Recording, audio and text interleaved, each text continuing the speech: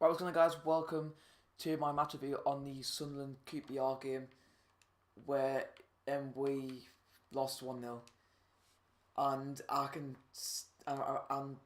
just see us not getting relegated now because this is our last chance to get a crucial 3 points, or maybe even a point. But if a point isn't good enough anymore, if we got the 3 points, or maybe a point in this game today, that could have made all the difference. But because we're lost and because of the fixtures I've got left, I can honestly see us getting. I can't see any hope for us. I think we're going to get relegated now. I'll talk about that stuff later.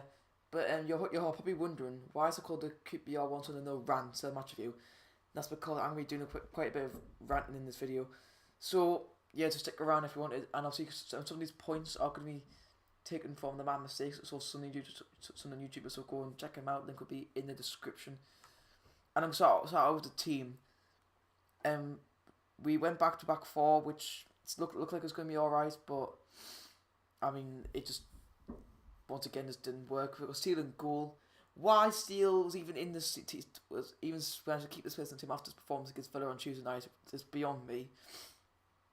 And obviously he was a massive reason why we didn't get any points yesterday. Matthews O'Shea corner veered at the back, nothing wrong there. I can't like that back four. Catamol, Ajaria, Williams in midfield, and Honeyman. Sorry. Why? I'm glad that Williams was finally starting. I didn't watch the match yesterday, so I don't really know how he got on. Ajaria, he cannot pass a ball to save his life. Why we even bought him is beyond me, because he's just a pointless signing. We didn't need him, and obviously had the Sorrow and Fletcher up front. Fletcher is by far, he's just not a striker. Actually, Fletcher is just absolutely atrocious. He's just a liability on the field. We don't need him. Why Josh Madrid must be thinking, well, how is he getting the game over me when Madrid's already proven himself? Madrid's already done something that Fletcher hasn't done. That's score a goal this season. And Sorrow, why Sorrow was brought off second half instead of Fletcher, I don't know. That's beyond me. And obviously subs had Camp, Jones, McManaman, Badger, McGeady, Gucci Robson. Our first 45 minutes we were okay. We came up par with QPR. I'm going to have time looking like we could get something from this game. But then 3 minutes in the second half, Jason Steele, I don't know what the hell he's thinking, and the ball was played up to Sunderland. The ball was 10 yards outside the box. So Steele decides to go off his line, try and get the ball because it was in the air. It's just outside the D, handled it, and then got sent off. How? Well, that is by far the worst goalkeeping I've ever seen in my life. That was absolutely atrocious what Jason Steele did yesterday. I don't even know what's going to go through Chris Coleman's mind now of why he even picked him in the first place. And now Steele's out for 3 games against Preston, Derby, and Sheffield Wednesday. And I mean, Jesus Christ, that's absolutely terrible. And then the camp came on for Steele, and then after that, and then straight after he came on, we concede. And then it's just not good enough. It really isn't. The team that most I can't say maybe 90% of our goals this season are all come from stupid errors that we've made. These errors we're making, those are the schoolboy errors. We could honestly, me and my mates, we could do better than what these freaking so-called professionals can do, because this is just not good enough. I know why don't I just put doing the 23s in? Putting them in, I'd say play them. It's probably gonna be the last resort, because after watching them play against Newcastle in midweek, they played well, but bloody hell, I don't think playing our under 23s is the right answer, because they cannot really pass a ball for crap and they're just with a bunch of 11 Ajarias. They're really hard. And obviously, and the 1,500 Sunderland fans who made that long trip down to London, honestly, we have to pay to watch Sunderland play. Well, they have to pay us because we should actually be paid to watch utter crap every single week, and now it's obviously during the week as well. We are literally being forced to watch absolute crap, and we should be paid to watch them. We should have to pay them.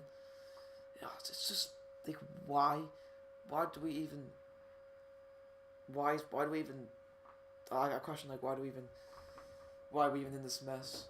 And like, I tell you what, these signings that were made during some by Simon Grayson needs to hang his head in shame because he has made some absolutely atrocious signings.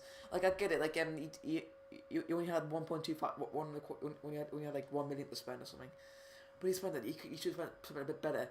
Just Jason Steele, like I swear, like we got the worst three goalkeepers in the bloody football league, maybe even the world. Because Robin Rutter, like I actually like Rutter, but like he's just too tall. Steele's just that disaster waiting to happen, and Camp he's just too stable to his line.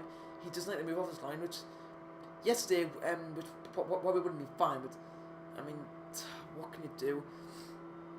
Who else was for James Vaughan, Lewis Graben, both of them two like Louis for half season, both went off. James Vaughan was absolutely atrocious signing, and Lewis Graben was good, but obviously because we were crappy moved, he left. Who else is there? That was here. Johnny Williams was a good signing. I like him. Callum McManaman, he just does too much. Aidan McGeady does too much. Like I could literally go on. This is just absolutely appalling. Like it's like down to players that we have got in our team. Like on paper, we'd be a top 8 team, no doubt. Like the players that we've got, like on paper, we'd be a top 8 team, no doubt about it. But they just can't play as a team. They can't play together anymore. And I'll tell you what, right? Sunderland were £200 million in debt. I've been doing some maths. More than that, £238 million was spent under Ellis Shaw's tenure as manager. Nine managers have spent £238 million across 7 seasons, and the one with loads of debt. Martin Bain, like what the hell is he? Like Ellis Shaw, oh yeah, mate, Martin Bain does well in Scotland and Israel. Freaking out, like two of the biggest footballing nations in the world, and decides to bring him to the Premier League, where he completely f's up, thinking that it's wise to spend almost £14 million on Didier Ndong, which I think ended up we ended up paying like £17 million for in the end, and just something get loaned out to Watford, and probably he's probably going to end up going next season for me like £6 million at the best. Like these managers that we've had, they spend out absolute crap. They really have. Jack Rodwell, like 10 million on Jack Rodwell. Whose freaking good idea was that? Because Poyet, man, honestly, just rubbish, absolute rubbish players that we spent loads of money on over the years. Like for £2.5 million a book, like things like £4 million on Brickcut, and like £6.5 million spent on Josie Altidore, and then we get nothing for him in return, because again we put him in a top deal, which then we end up paying freaking £14 million for in the end, plus Altidore. So it's just, this club's just an absolute mess. It really is. I don't think a club in our position and of our club size which be more badly run. Yes, Blackpool there, Norwich jumped in there, but they're little clubs who play in like Blackpool we're going to play against next season. So I'm letting Orange, who almost got relegated into the 6th division this season. You could say that they're badly run, but the club has Sunderland, and the club has Sunderland, and where we are, we should not be in this position right now. We, as a club, in terms of club size, we should definitely be like a Premier League side.